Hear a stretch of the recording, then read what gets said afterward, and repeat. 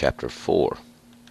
But in the end of days it shall come to pass, that the mountain of the Lord's house shall be established as the top of the mountains, and it shall be exalted above the hills, and the people shall flow unto it.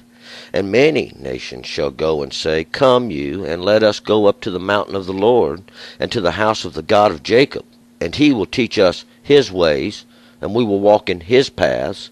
For out of Zion shall go forth the law, and the word of the Lord from Jerusalem. And he shall judge between many peoples, and he shall decide concerning mighty nations afar off, and they shall beat their swords into plowshares, and their spears into pruning hooks. Nation shall not lift up sword against nation, neither shall they learn war any more. But they shall sit every man under his vine and under his fig tree, and none shall make them afraid, for the mouth of the Lord of hosts has spoken it. For let all the peoples walk each one in the name of its God, but we will walk in the name of the Lord our God forever and ever. And that day, saith the Lord, will I assemble her that halteth, and I will gather her that is driven away, and her that I have afflicted. And I will make her that halted a remnant, and her that was cast far off a mighty nation, and the Lord shall reign over them in Mount Zion from thenceforth even forever. And you, Migdal-eder, the hill of the daughter of Zion, unto you shall it come, yes, the former dominion shall come, the kingdom of the daughter of Jerusalem. Now why do you cry out loud? Is there no king in you? Is your counselor perished? Your pangs have taken hold of you as a woman in travail, but in pain and labor to bring forth. Be in pain and labor to bring forth, O daughter of Zion, like a woman in travail. For now shalt you go forth out of the city, and dwell in the field, and shalt come even unto Babylon. There shalt you be rescued. There shalt the Lord redeem you from the hand of your enemies. And now many nations are assembled against you, that say, Let her be defiled, and let our eye gaze upon Zion.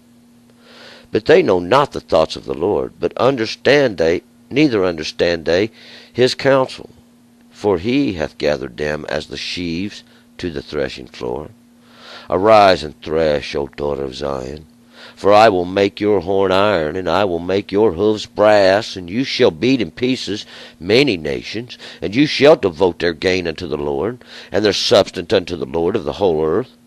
Now shalt you gather yourself in troops, O daughter of troops. They have laid siege against us.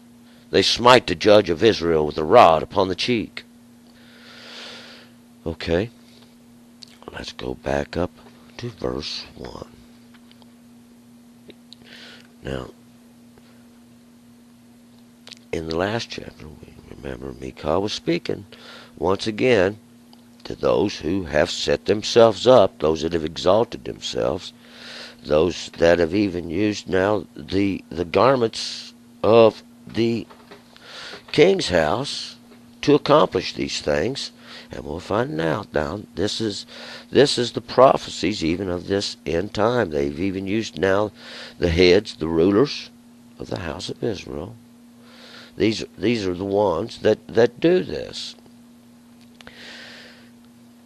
They have perverted now, and it's all for gain. And we're going to find out now. God had done this. God had a plan from the beginning, and now we're going to find out that this is part of the plan. Verse 1. But in the end of days it shall come to pass that the mountain of the Lord's house shall be established as the top of the mountains, and it shall be exalted above the hills, and the people shall flow unto it. Now in the end of days, I know end of days, everybody wants to know about the end of days. What's going to happen in the end of days? We're going to find out that it's not a pretty thing that goes down in the end of days. Idolatry is exposed, and God is going to show himself now by his judgment against even idolatry. He has prepared now even this thing, even the devoted thing. We're going to find out. It's devoted, has been from the beginning. Just like Jericho was a devoted thing. This is what God has done. This has to be put away, this devoted thing, in order for us to inherit the promised land. Verse 2. Many nations shall go and say, Come you, and let us go up to the mountain of the Lord, to the house of the God of Jacob, and he will teach us of his ways, and we will walk in his paths. For out of Zion shall go forth the law and the word of the Lord from Jerusalem. And this is basically what's going to happen in the end of the days. This Jerusalem is that place of peaceful teachings. The word of God's going to come out of this. But what's going to go forth is the law of God. The law.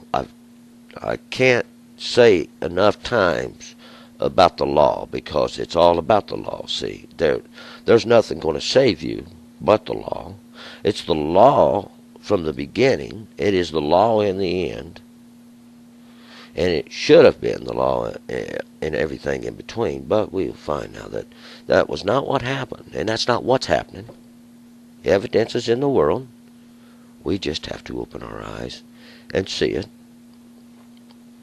But in the end of days, many nations are going to return to God. Many nations are going to come and become obedient to the law of God. All the nations in the end shall be obedient now to the law of God. It's for a purpose. I mean, this is one earth. There's nowhere for everybody to go. Sooner or later, we either get along or we are going to get gone. 3. And he shall judge between many peoples, and shall decide concerning many nations, mighty nations, afar off. And they shall beat their swords into plowshares, and their spears into pruning hooks. Nation shall not lift up sword against nation, neither shall they learn war any more. Neither shall they learn war any more. We don't see that today, do we? No, they love to build their armies. God said, you shall not do this. They love to make their mighty horses and build their chariots, even on both sides now.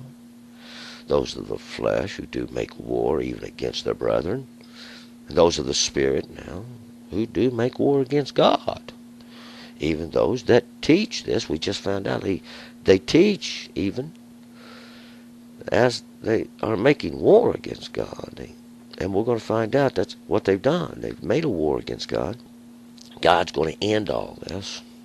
This is all the misery that's fought, the strife that's fought in the men. Why? Their greed, their hunger for gold. They want to rob their brother. They want to go out and rob the world. For their lust of gold and silver is what it's for. And all the children that they cause to suffer. The houses and the families and the neighborhoods and the people, because of their aggression. They have no understanding. They're used by God. They're wicked. And they come to their end. The day comes, and all this is going to be put away. Why? Well, you're just simply found out in your wickedness. People get tired of it, and all good things do come to an end, I might add. 4. But they shall sit every man under his vine and under his fig tree, and none shall make them afraid. For the mouth of the Lord of hosts has spoken, and God said so, and it's going to come to pass. You can bet on it. Go put it in the bank. Every man will sit under his vine. This what God has given to cover. And under his fig tree every man shall eat the fruit thereof. For God will give you understanding. God gave you understanding in the beginning. He even put it on your heart. Wrote it down. Ain't nobody got to tell you. You go steal something, God comes and says, hey, I told you not to do that. You ain't supposed to be doing that. What manner of wickedness have they worked? They've taught you to go astray. 5, for let all the peoples walk each one in the name of its God, but we will walk in the name of the Lord our God forever and ever. For don't let the people walk in each one in the name of its God, for these are the briar bushes, and this is not a very good translation. The people do walk, each one in the name of its God. That's what they do. Even gods they've made for themselves, even gods that have come up lately. Even the images that they've imputed all the things of God into. All the truth of God and all the understanding of God they've imputed over. This is really what we're talking about. Even God's going to raise it up, make an epiphany. You're going to come to the tip of the point, right to the tip of the pen. The height. We don't want these other gods in the world. See, God said in the beginning, I am the Lord your God. You shall have no other gods. Neither shall you make yourself an image of heaven nor earth or anything that walks, male or female. He said, I am your God. I am your God. Here's my law. You shall go by it and you shall obey it. And it will be good for you, for your own good even. That's not what goes on today, though. See, they make their idols. They go in. They worship God and all these kind of nasty ceremonies that they do. I don't even want to know about it. I don't even want to know about it. 6. In that day, saith the Lord, will I assemble her that halteth. I will gather her that is driven away, and her that I have afflicted, even Israel, this one who limps. Why? Well, God has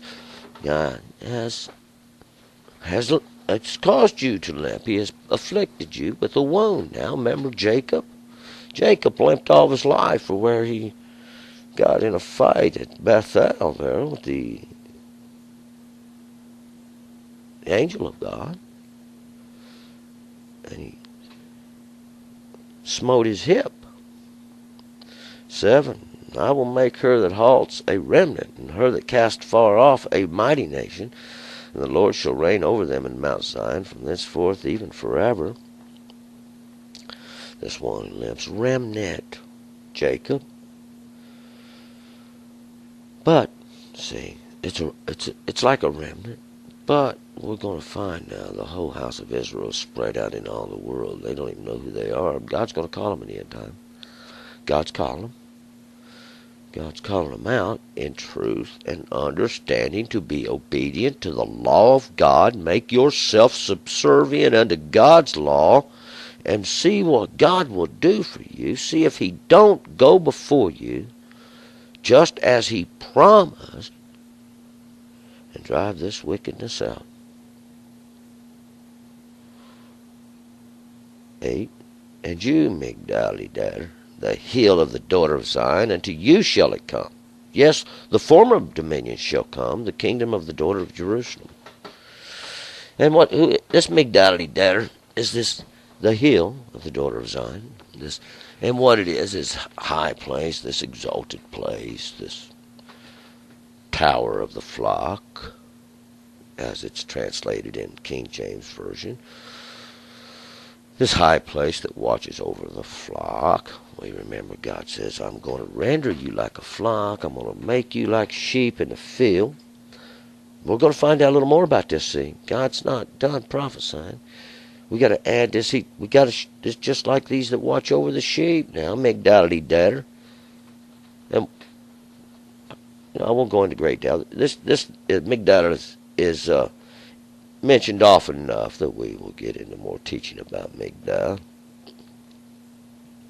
But this former dominion is going to come unto it, even this, which God made just for this purpose.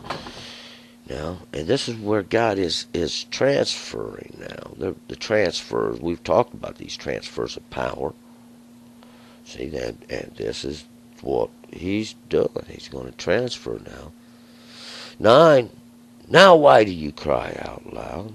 Is there no king in you? Is your counselor perished? The pangs have taken hold of you as a woman in travail, as a woman trying to bring forth birth, as a woman trying to give birth to a child. Is your king gone? You're crying.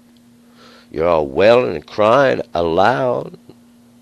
Is your counselor perished? How is it taken away? How has God done this? Even Migdal-eder is that high place, even that house he built for this purpose. It's the only house God ever built.